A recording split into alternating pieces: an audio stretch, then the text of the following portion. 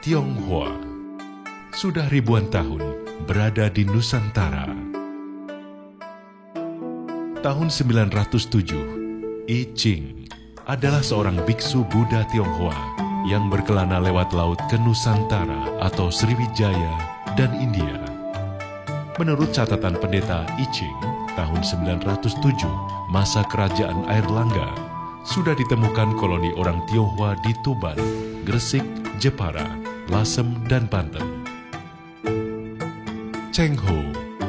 Pada abad ke-15, pada dinasti Ming tahun 1407, Laksamana Cheng Ho berlayar ke Nusantara, lalu mendarat di Sambas dan Palembang untuk menumpas bajak laut, lalu membentuk koloni Tionghoa Muslim di Sambas dan Palembang. Pelayaran Cheng Ho ke Indonesia adalah untuk persahabatan, perdagangan, alih teknologi, dan menyebarkan Islam. Peninggalan budaya Cheng Ho.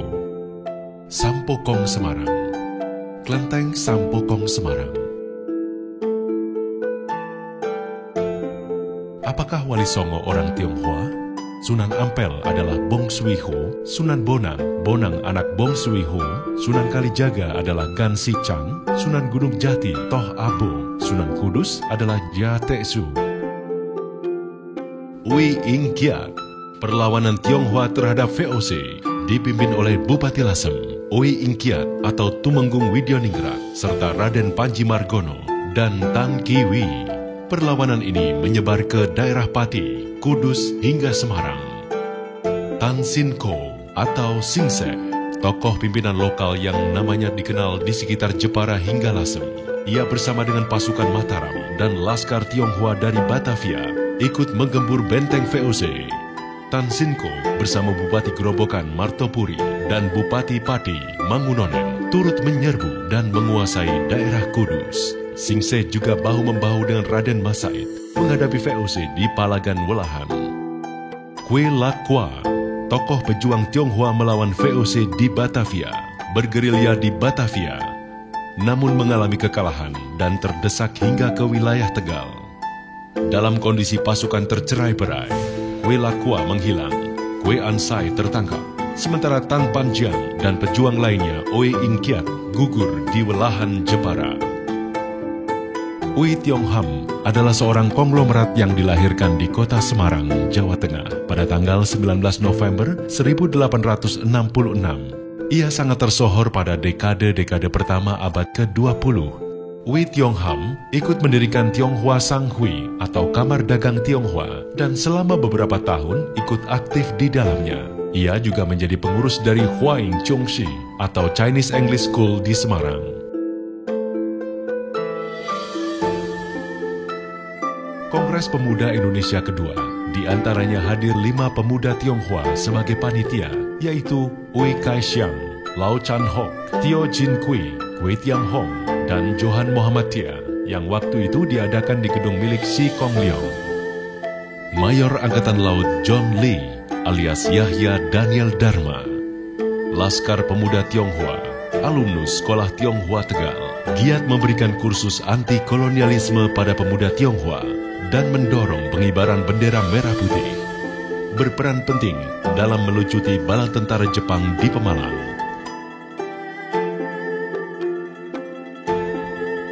Turut mempersiapkan kemerdekaan Indonesia, 4 dari BPUPKI adalah orang Tionghoa: Ui Tiang Chui, Ui Chong Hao, Tan Eng Ho, Lim Kun Hian.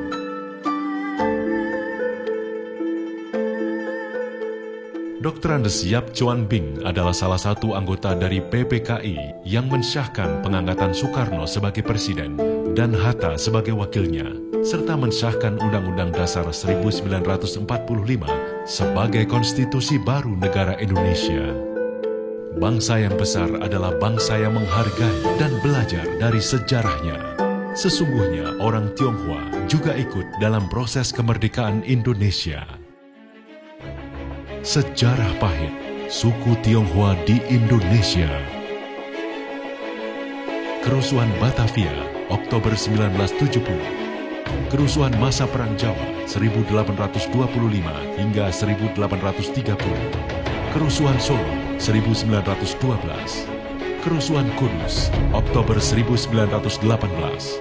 Kerusuhan Tangerang, Juni 1946. Kerusuhan Bandung, Mei 1963. Kerusuhan September 1965.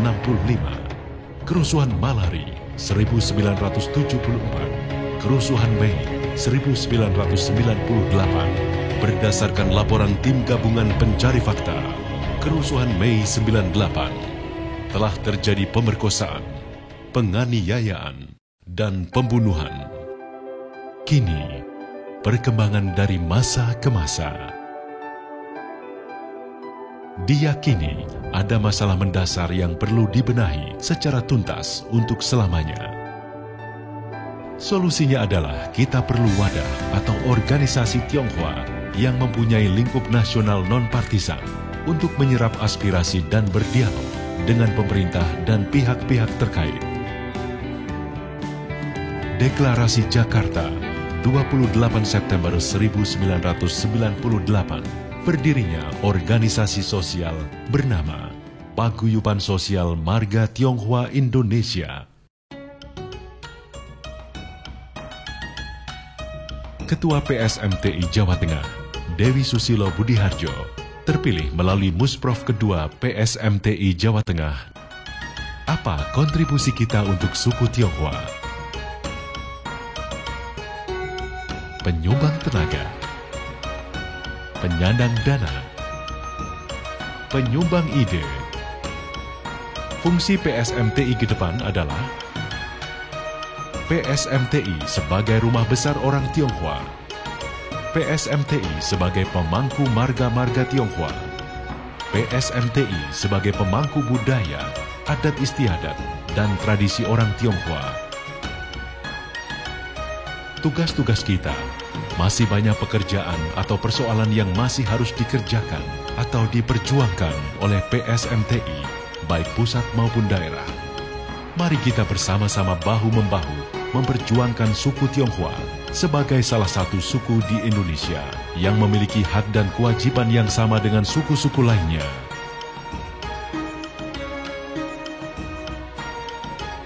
Kita bangga sebagai bangsa Indonesia, suku Tionghoa.